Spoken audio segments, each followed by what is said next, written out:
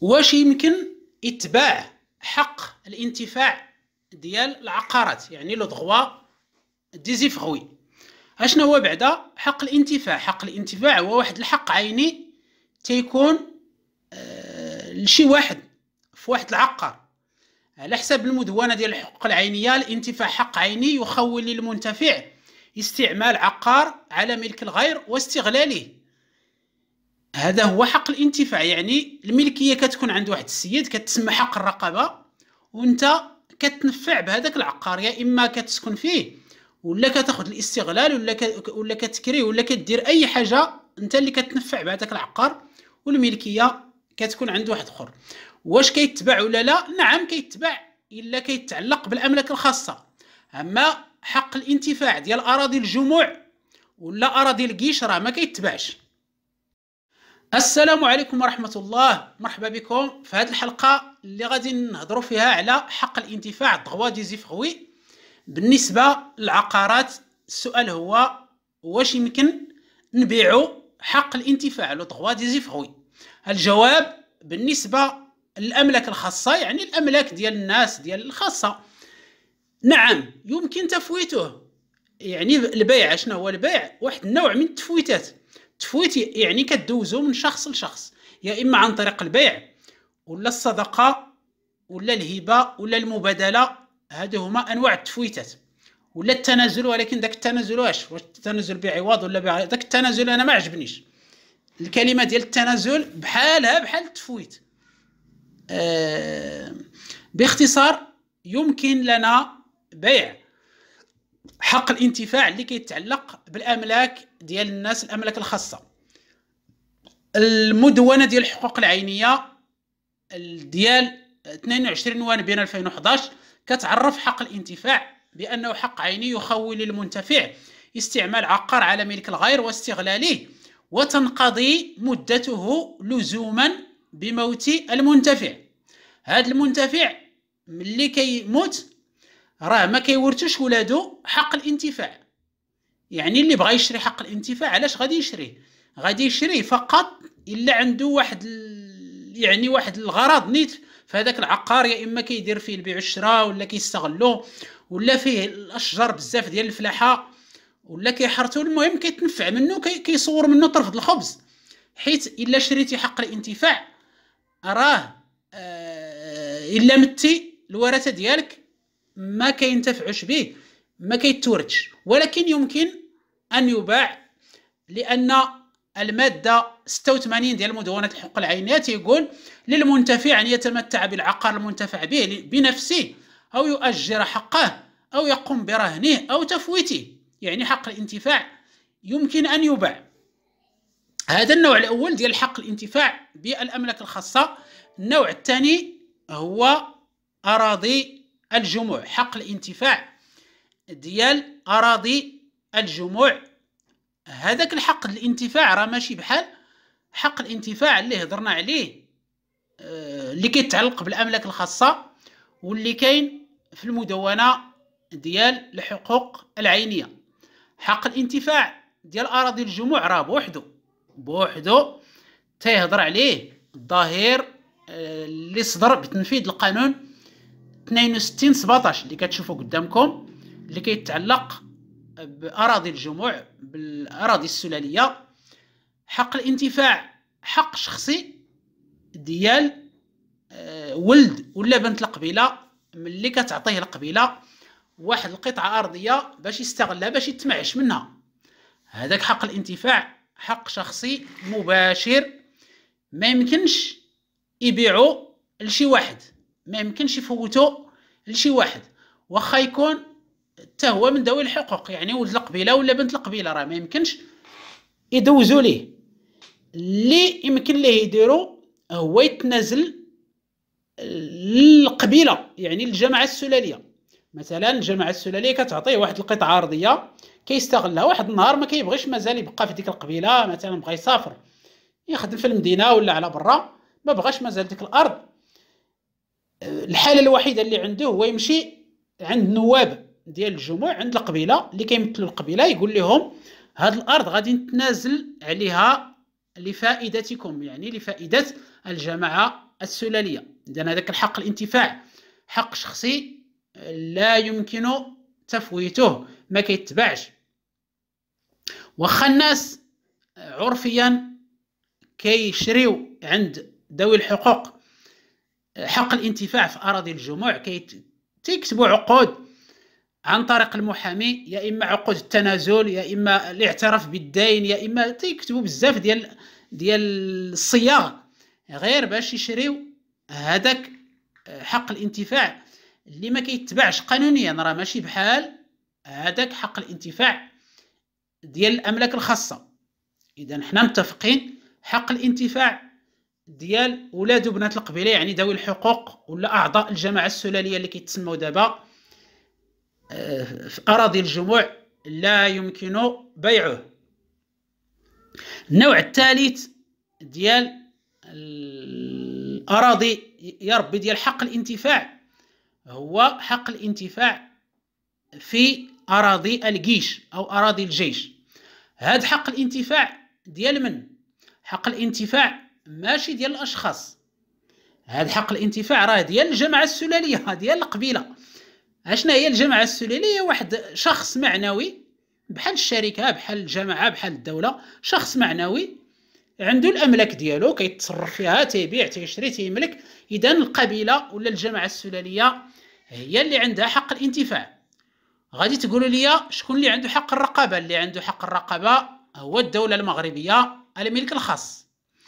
وفي القانون ديال الجموع اللي هو القانون 62/17 تيقول بان هذا القانون كيسري على اراضي الجيش اللي الدوله اعطت حق الرقابه للجماعه السلاليه. اذا ملي كيكون حق الانتفاع عند الجماعه السلاليه لو droit ديزيفغوي، ومن بعد تتعطيها الدوله حق الرقابه لا ني بروبريتي، ملي كيتجمع حق الرقابه مع حق الانتفاع تيولي حق الملكيه التامه، وكيكون اراضي الجيش كيرجعوا للجماعه السلاليه. اذا هذا هو النوع الثالث. وبالتالي هذا حق الانتفاع ديال اراضي الجيش واش يمكن يتباع؟ نعم يمكن يتباع. شكون اللي غيبيعوا؟ غادي تبيعوا الجماعه السلاليه، تقدر تبيعوا للدوله، تقدر تبيعوا لشي شخص اخر، تقدر تبيعوا لاي واحد، ولكن راه الجماعه السلاليه اللي كتبيع، ماشي الافراد، ماشي اعضاء الجماعه السلاليه. الجماعه السلاليه براسها النائب عنها السيد وزير الداخليه بصفته وصيا على الجماعات السلاليه. شكون اللي كيمثل الجماعات السلاليه؟ السيد وزير الداخليه. اذا شفنا ثلاثه ديال الانواع ديال حق الانتفاع. حق الانتفاع ديال الاملاك الخاصه ديال الناس راه كيتباع وكيتشرى. والنوع الثاني حق الانتفاع ديال اراضي الجموع لا يباع، ممنوع، لا يفوت ولا يتنازل عليه الا لفائده الجماعه السلاليه. النوع الثالث اراضي الجيش اللي عنده حق الانتفاع هو الجماعه السلاليه. واش يمكن يتباع؟ نعم يمكن ان يباع، لانه حق عيني ديال الجماعه السلاليه. غير شنو كيوقع؟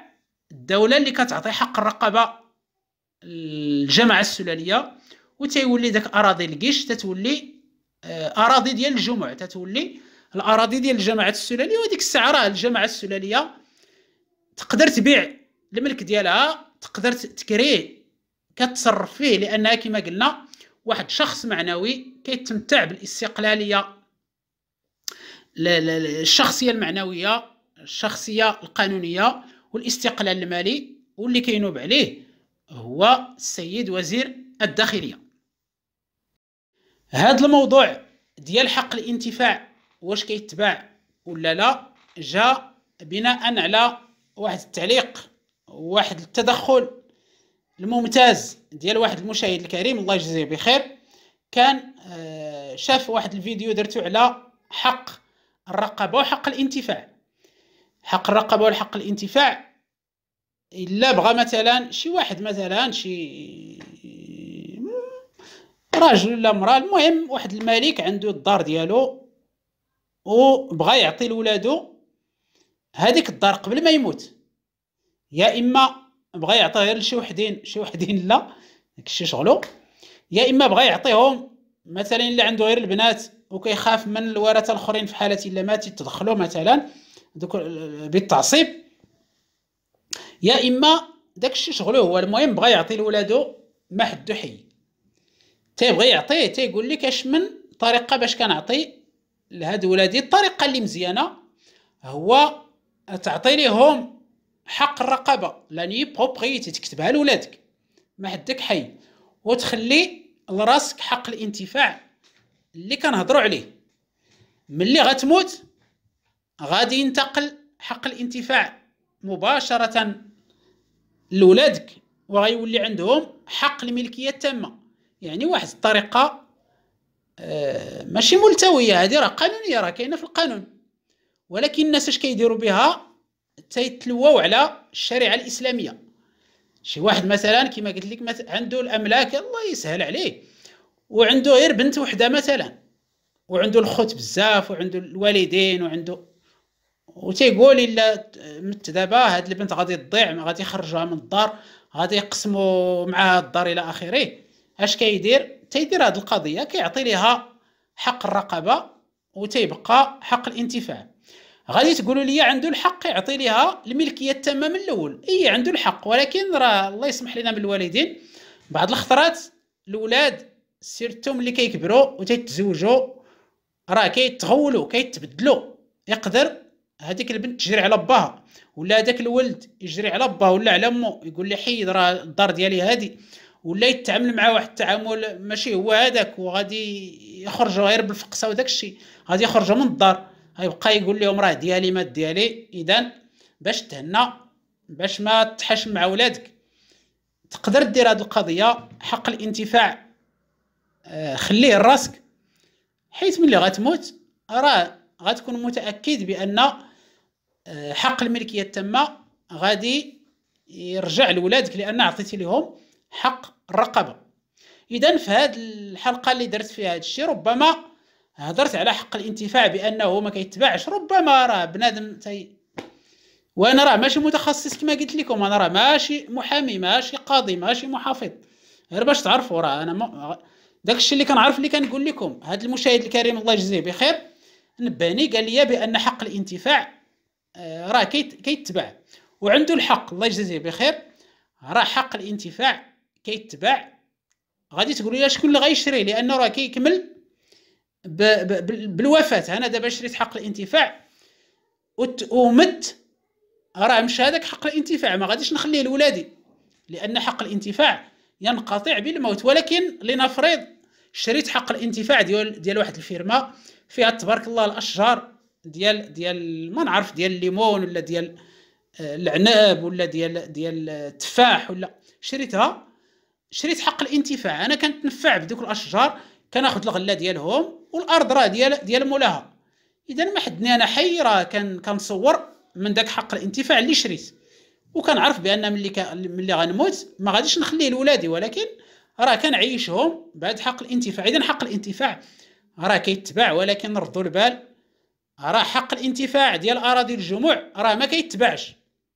اذا باش ما نخلطوش الامور، اللهم نقول لكم ما كيتباعش حق الانتفاع باش ما تغلطوش في اراضي الجموع، لان راه الناس كيشريو حق الانتفاع، ولكن هذاك الشراء راه ماشي قانوني، راه ما دايزش، راه شرحت قبيله علاش ما دايز، وراه شفتوا قبيله القانون اش كيقول، راه شفتوا القانون 62 17 ديال الجماعات السلاليه شنو كيقول، راه ممنوع ذوي الحقوق يبيعوا حق الانتفاع. اذا حق الانتفاع ما كيتباعش الا كان ديال اراضي الجموع، الا كان ديال الاراضي ديال الخواص راه كيتباع. وكنشكر مره اخرى المشاهد الكريم ولا المشاهده الكريمه الله يجزيه بخير، كنشكركم نتوما كلكم على التشجيعات ديالكم، على التعاليق ديالكم، على الملاحظات القيمه. راه اللي كتب ليا شي ملاحظه راه كندير بها، راه واخا يسب ولا يكتب انا راه ما كنتقلق، كتبوا اللي بغيتوا وراه غادي ندير داك الشيء اللي قلتوا لي شي حاجه راه غادي نديرها. القناه راه ديالكم، هذا الشيء اللي كتسالوني. اذا كنشكركم، كنذكركم راه الله يجزيكم بخير كيتصلوا بيا الناس تيقول لك راه كنتصل بك في الواتساب ما كتجاوبش، فعلا راه الواتساب حيدتو، ما بقاش الواتساب، حيت كندوز النهار كله تنجاوب الواتساب وكيمشي ليا الوقت بزاف، تياخذ مني الوقت، والساده المشاهدين ما كيستافدوش. يلا هذاك اللي كيسولني واش كيستافد ولا ما كيستافد الله اعلم. المهم تيبقى يسولني بزاف د الخطرات، تيبقى يومين 3 ايام تيعاود يكتب ليا، خصني نقرا ليه كاع داكشي اللي قال لي من الاول. وكنسمع الاوديوات تيكونوا بزاف طوال، 4 دقائق 5 دقائق، تتبقى تسمع وتتعاود عاد تفهم شنو بغا عاد تجاوبو ثاني. اذا حيدت هذه الخدمه. كنعتذر لكم، اللي بغى شي سؤال يطرحو ونجاوبو بداكشي اللي كنعرف كتب في التعليقات. ولكن الله يجزيكم بخير، ما تذكروش المعلومات الشخصيه ديالكم، التليفون لا، النمره ديال التيتر لا، السميات ديالكم لا، شي حاجه كتدل عليكم لا. كنشكركم، سمحوا لي الا طولت عليكم. اطيب الله اوقاتكم بكل خير، والى الملتقى.